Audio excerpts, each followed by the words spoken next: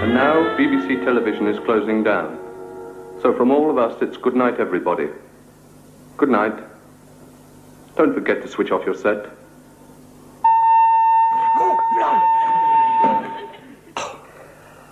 Oh, an hour and a half I've sat through that bleeding rubbish, only to miss the end. I sat up to find out who killed Sandra Dawn. I won't see that for another 5 years now. I don't know, though. Probably on the other channel next month. Oh, whole face aches late. 12:15? Where is he? Have a good mind to lock up and let him stay out on the doorstep all night. Here, bring him in with the milk in the morning. Here's a nice heavy forecast for tonight of frost. That should see him off. Frozen corpse on doorstep. I'll never forgive myself, says distraught son as he opens his second bottle of champagne. Come on. God almighty. Ted is out there tonight. I'd have stay out there then. That was the point. He'd only curl up with the horse and I'd have the smell of that all the way through breakfast.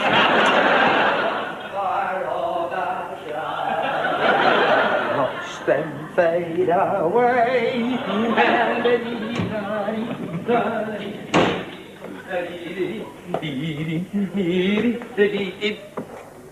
Oh, hello. What time do you call, mister? I don't know. I've got me watch. It's 12:15. Is it? Yes, it is. Where have you been? Down at the Derby and Joan Club. The Derby and Joan Club finishes at 10 o'clock. Where have you been since then? Well, I've been round a friend's house for coffee. Oh, have you? It didn't occur to you to phone, did it? I've been sat up here all night, sick with worry, wondering where are you? Pacing up and down, going out of my mind I was. You've no consideration, have you? I mean, I thought you might have been run over. I was going to phone the police. I only went round for a coffee. My coffee don't take 2 hours. Well, we got talking and I missed my last bus. How did you get home? Walked. Walked? Where from? Notting Hill Gate. Notting Hill Gate? At this time of night? You silly little man. Supposing you'd have been duffed up, how do you think I would have felt? Why didn't you phone a lift? Yeah, you must be joking. The curb crawlers up there aren't looking for old men. Well, you could have phoned. I couldn't. She's not on the phone. She? Have you been out with a woman? Yeah. You dirty old man. You watch your tongue. There was nothing like that. She's a very nice lady. Nice lady? Keeping an old man out till 12:15? Where'd you pick her up? I didn't pick her up. Advertising in some sweet shop window, was she then? Shut her mouth. What was it? Advanced French lessons given? Ex-photographic model, 6 new position? Chairs French polished and bottoms recaned? Large oriental chest for sale? Don't you talk like that about Mrs. Goodlace. Mrs. Goodlace? Come on, let's have it out with it. Where did you meet her? Mind your own business, nothing to do with you. I could have you put away, you know. Diminished responsibility, in need of care and protection. Where did you meet her? Mind your own business. I'm going to bed. I'm tired. I'll bet you are. So you're not going to bed? We're going to have this out here and now. You're going to start wandering around London like Count Dracula in the middle of the night meeting strange women. I want to know a little bit more about it. What a nosy little bleeder you are. I don't have to put up with this. Sit down. You haven't explained yourself yet. And I demand to know whom this old boiler is that you are consulting. She is not an old boiler. She happens to be a very attractive woman. And I'm very fond of her. Get out of it. Well, it's not just something that happens to young people. Old people have their feelings too. Just because a prune's got wrinkles doesn't mean it's not tasty. Who is this old prune then? I was referring to myself. Well, you can't be described as tasty by any stretch of the imagination. Maybe not, but she likes me. She says I'm the nicest man she's met in a long time. Poor old cow. She must have had an hard life. Yes, she has. And I'm going to see it gets better for her. I'm going to try and make her as happy as I can. Are you serious? Yes, I am. Very serious. In fact, I've asked her to marry me. I thought you said you wanted to make her happy. I'm sorry, Dad. I didn't mean to be cruel. But you must admit it's a bit of a shock. I mean, you come in here at 12:15 and tell me you and some old biddy's going to get married. I mean, I didn't even know you were courting. I mean, you haven't asked me yet. I don't have to ask you. That would have been nice, though, wouldn't it? After all, I am your son. Oh, I'm sorry, Harold, but I only asked her tonight. Yes. Well, we have been through all this before, haven't we? Yeah, I know. But this one's different. They're all different. I mean, where are you going to live? Are you thinking of moving in here? I have a right to know. And after all, I do have a stake in this place. I mean, I can't just move on. You do owe me a bit of responsibility. It was you that stopped me from getting married. You don't have to move on. There's room for all of us. Supposing I don't get on with it. Oh, you will. I know you will. How long have you known her? 3 months, 2 weeks, 6 hours. The happiest 3 months of my life. Well, I haven't bloody well noticed it. I'm different when I'm with her, Harold. It's like being born again. Oh, God. She's made a new man out of me. Well, that was a bit different to the old one, for her sake. Yeah. We met at the Derby and Joan Club. We seemed to hit it off right from the word go. I'll never forget it. It was a Wednesday night. I went down to the club, and there she was. Our eyes met, and suddenly nobody else in the room existed as far as I was concerned. Some enchanted evening, you will see a stranger, you will see a stranger across the crowded room. Shut up! And fly to her side and make love you. Well, it's ridiculous at your age. It may be ridiculous to you, but it's given me something to look forward to, something to make me last year's a little bearable. Oh, dear, oh, dear. You wait till love's young dream wears off, mate. I can see it now. Corsets all over the place. Great big bloomers hanging on the line. Them old wrist cutters. The smell of cough mixture and camphorated oil permeating the entire household. Smashing, ain't it? Yeah, well, that ain't going to be very smashing for me, is it? I mean, I'm used to having this place to myself. I've got it organised. How I like it. Don't want to start sharing it with some bird. Leastways, it's not one of yours, anyway. You won't say that when you see her, Harold. You like her. No, I won't. Yes, you will. I know you will. It'll be nice to have a woman around the house again. Like old times when your mother was alive. That old. I don't remember much about that, do I? I've been very lonely since she left. It gets worse the older you get. You get a bit frightened. I know I should have told you before, Harold, but there was nothing to tell, really, until tonight. I never dreamt in a million years she'd accept me. But she has. Yeah. I hoped you'd be pleased about it.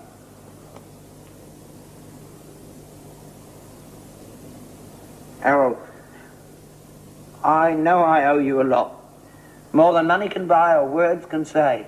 You're my only son, and your happiness means more to me than anything.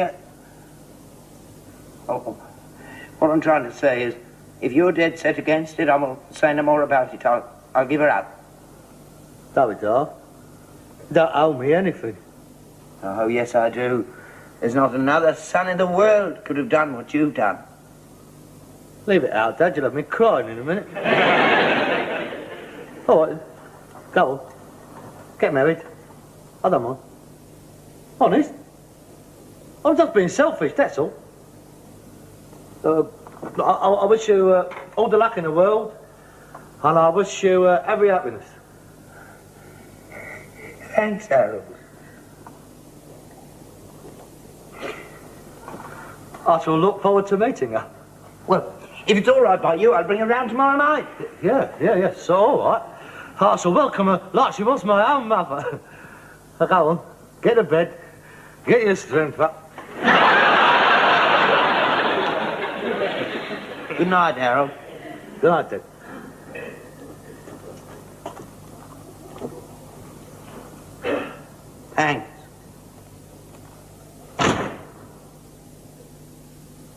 She's got hairs on her chin. I'm not kissing her.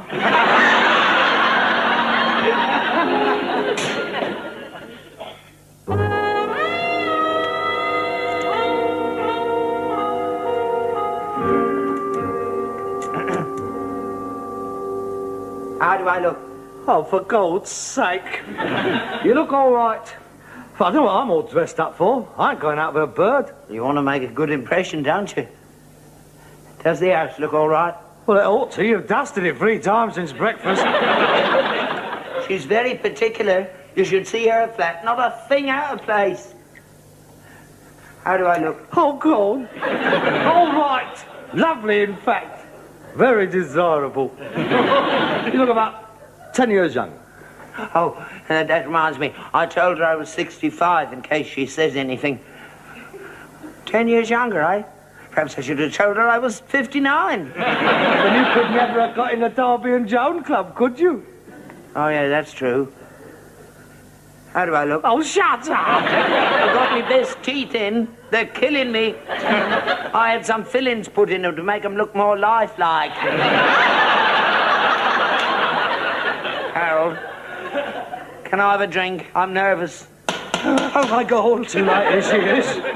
Hey, you want to watch it, mate? You're going to drop dead before you get between the sheets.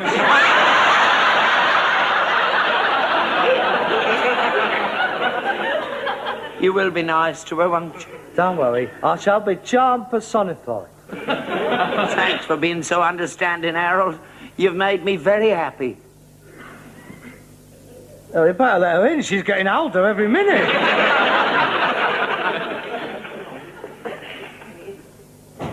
Hello, darling. Take your coat.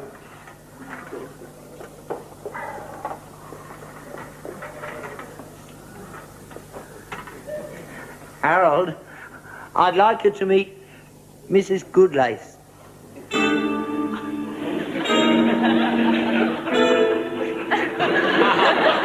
This is me son. How do you do? I'm very pleased to meet you. Oh, go on. Kiss her. Would you like a drink? Thank you. Sherry. Hey, where's your manners? Oh, beg your pardon. Here! That's mine! You're drunk, yours? Oh, I'm sorry. What's the matter with you? Nothing. That's a bit of a shock, that's all. Shock?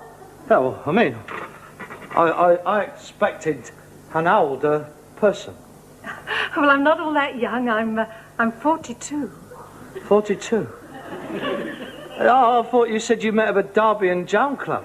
Yes, that's right. I work there 3 days a week. I run the canteen.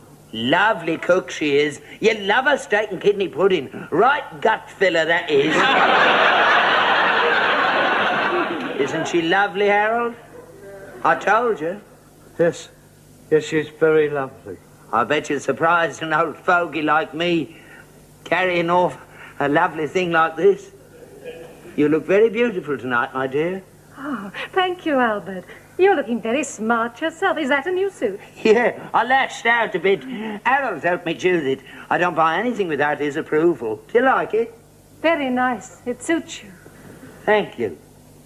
Come on, sit down, Daphne. Oh, you're getting a bit stingy with the drinks, aren't you? This is a celebration. It's not often I get engaged. Yeah, of course.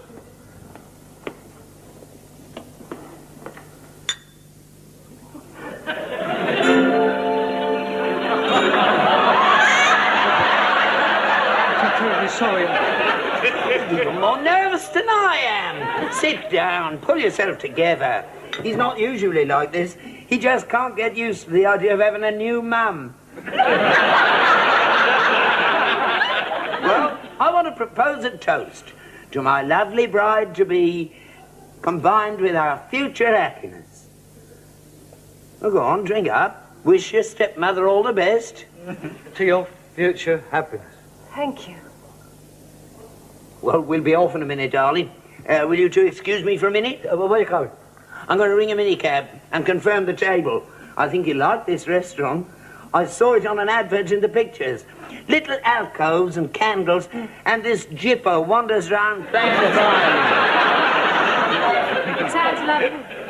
I'll get them to put a bottle of champagne on ice. I won't be long. I'll leave you two together to get acquainted.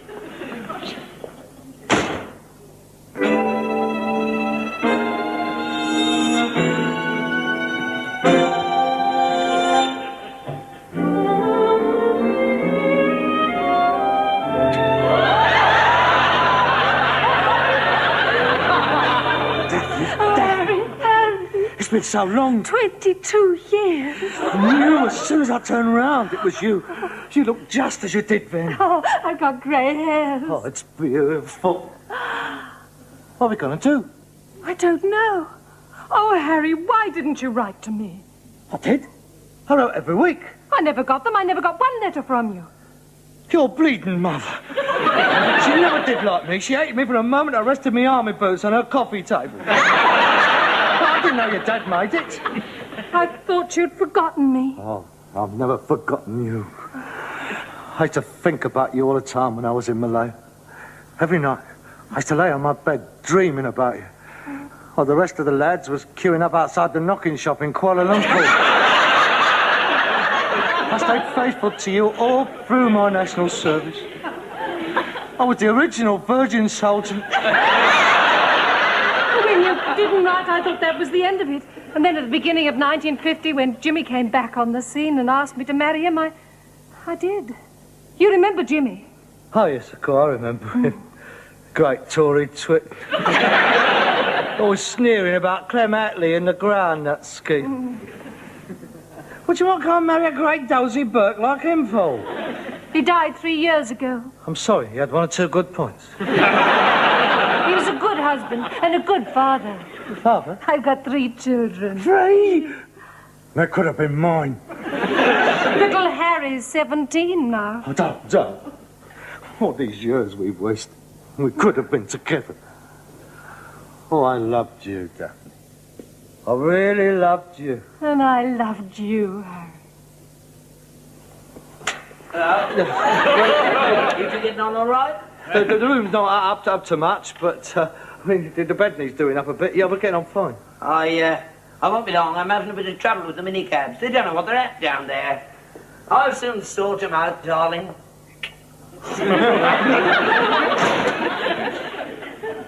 Oh, God, what a mess.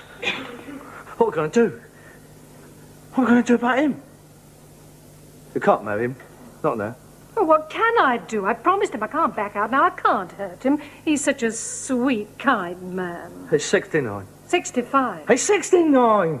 He's nearly 70. He's an old man. He's very energetic. Well,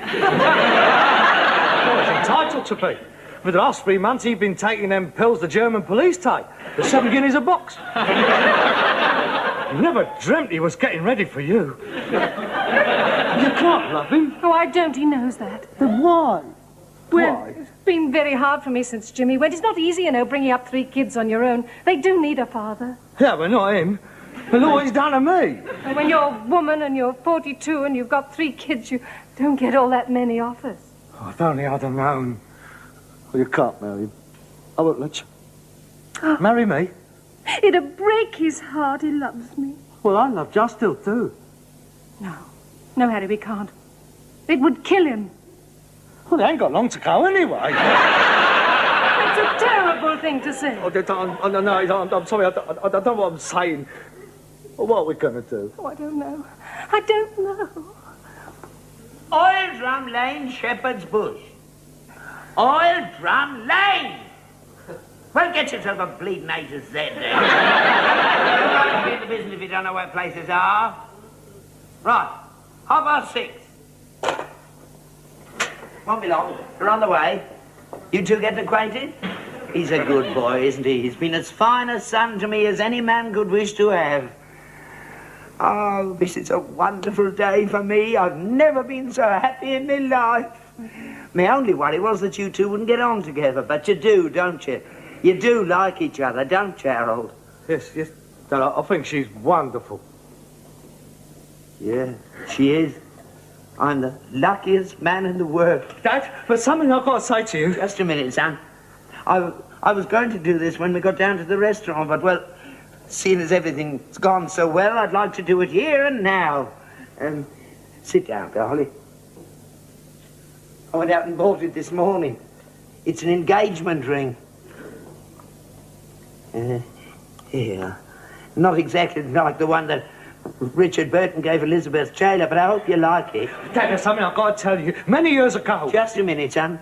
The man in the shop said if it didn't fit, he could easily fix it for you. There. Oh, Albert, it's beautiful. But I can't accept it. Of course you can. I can afford it, it's all right. It's only money. You know, the one thing that would complete my happiness now would be to see Harold standing there with a bird as well. Why don't you get married, Harold? Don't you know anybody? It'd be marvellous. We could have a double wedding. There must be somebody you'd like to marry. Dad, I want to talk to you. Don't you know anybody for him? He's not fussy. One of your friends. Oh, well. Maybe some die. Well, you were saying? Yes. Dad, what I'm about to say is the hardest thing I think I've ever had to say in my life. Please, Harry. No, it's all right, darling. He only wants to ask us what we want for a wedding present. Tight as a snare drum he is. Well, carry on. Well, Dad, as a matter of fact, I think it's the hardest thing that any son ever had to say to his father. Well, carry on. We're listening. Dad, Daphne and I... No, please, Harry, not now. I've got to. He's got to know. Daphne and I were lovers. But she's only been here 10 minutes. No, this was many years ago. It was before I went to Malaya. And Daphne and I, well, we were very much in love. And we were going to get married. Is this true? Yes. You see, I didn't know he was your son. I didn't connect you. You must have done. Steptoe? It's not a common name. Well, I didn't know him as Harold Steptoe. In those days, he called himself Harry Faversham. Harry Faversham? Yes, well, I didn't like the name Steptoe. I thought it sounded a bit common. And, well, I'd just seen the 4 feathers and...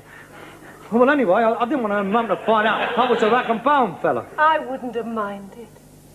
Yeah, well, anyway, Dad, I went off to Malaya and we never saw each other again till today. And I realised nothing's changed. I still love her. I think I always have done. Do you still love him? I see.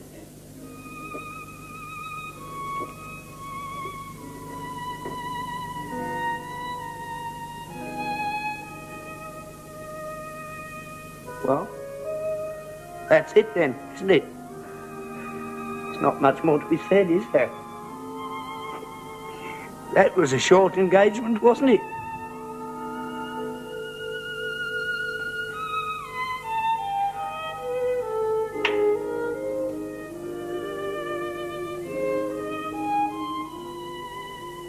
Sorry, Dad. I would have given anything not to hurt you. I had to tell you. I couldn't let you marry her, knowing what we had been to one another. That wouldn't have been right. But nothing's changed. We can still be one big happy family. Except she'll be married to me instead of you. She'll be in a different room, that's all. No. No? No. It wouldn't work. We couldn't all go on living under the same roof. Me loving her. You loving her. Oh, no, I'll just clear out and leave you two together. Oh, no, Dad, I couldn't let you do that. I'd never forgive myself. I'll go down to my sister in Stoke. Or I could go into one of those nice old people's homes. Oh, no, I'm not standing for that. No, I'd never forgive myself, Dad. No, You belong here. This is our home. We both do.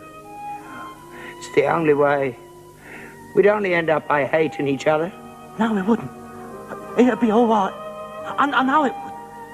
It'd be better than it is now. Not for me, it wouldn't. Oh, it's no good, Harold. Oh, God, this is all my fault. I should never have told you. I should just cleared out. That would have been the right thing to do. I'm selfish, you see. I'm selfish. Oh, God, I'm so selfish.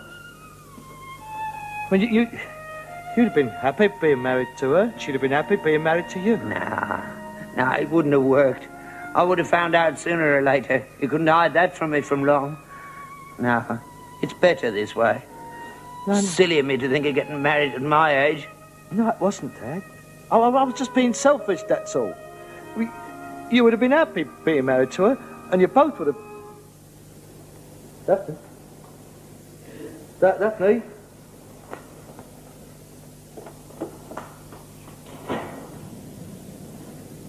Daphne! Daphne!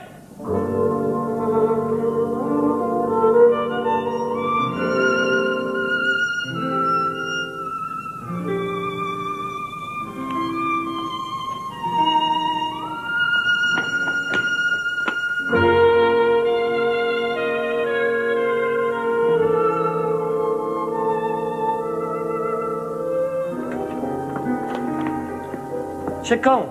Got on. She left you this. Says she wouldn't want to see us split up on account of her. Says she don't want to come between us.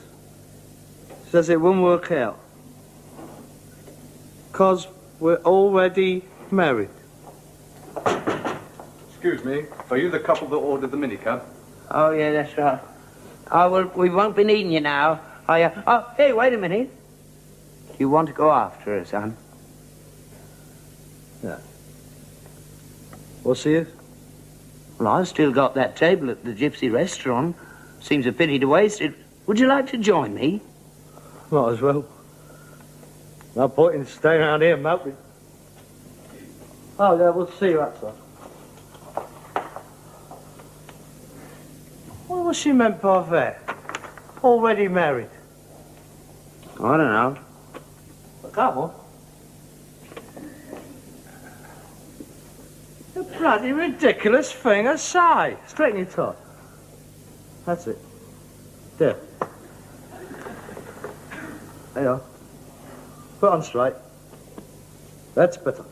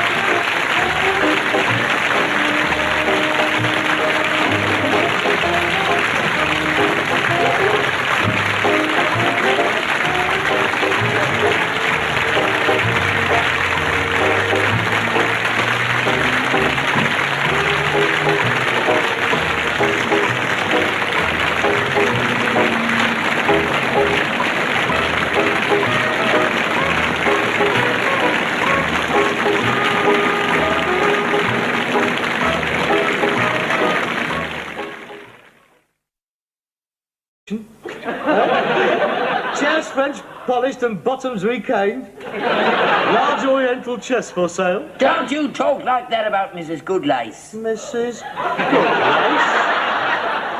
Come on, let's have it out with it. Where did you meet her? Mind your own business, nothing to do with you. I could have you put away, you know. Diminished responsibility. In need of care and protection. Where did you meet her? Mind your own business. I'm going to bed. I'm tired. I'll bet you are. So you're not going to bed? We're going to have this out here and now. You're going to start wandering around London like Count Dracula in the middle of the night meeting strange women. I want to know a little bit more about it. What a nosy little bleeder you are. I don't have to put up with this. Sit down. You haven't explained yourself yet. And I demand to know whom this old boiler is that you are consulting. She is not an old boiler. She happens to be a very attractive woman. And I'm very fond of her. Well, we got talking and I missed my last bus. How did you get on? Walked. Walked? Where from? Notting Hill Gate. Notting Hill Gate? At this time of night? You silly little man. Supposing you'd have been duffed up, how do you think I would have felt?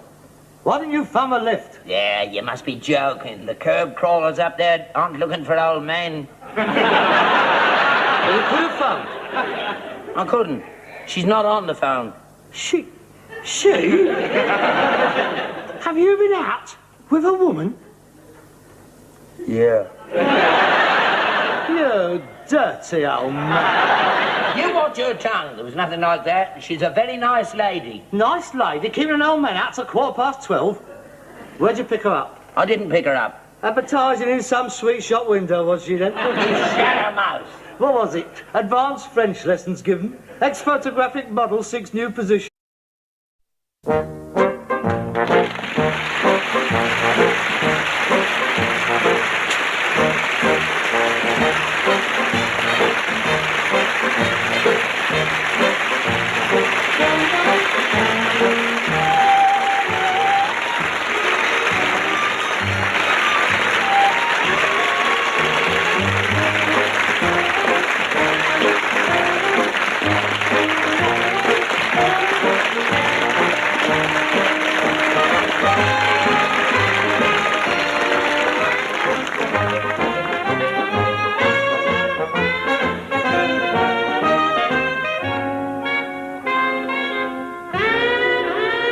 And now BBC television is closing down.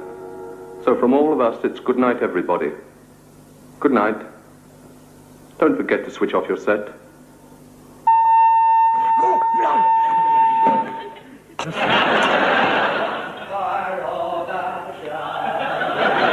Watch them fade away.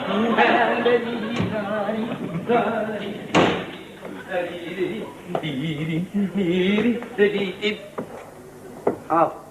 Hello? What time do you call this then? I don't know. Got me watch. It's 12:15. Is it? Yes, it is. Where have you been? Down at the Derby and Joan Club. The Derby and Joan Club finishes at 10 o'clock. Where have you been since then? Well, I've been round a friend's house for coffee. Oh, have you? It didn't occur to you to phone, did it? I've been sat up here all night, sick with worry, wondering where are you?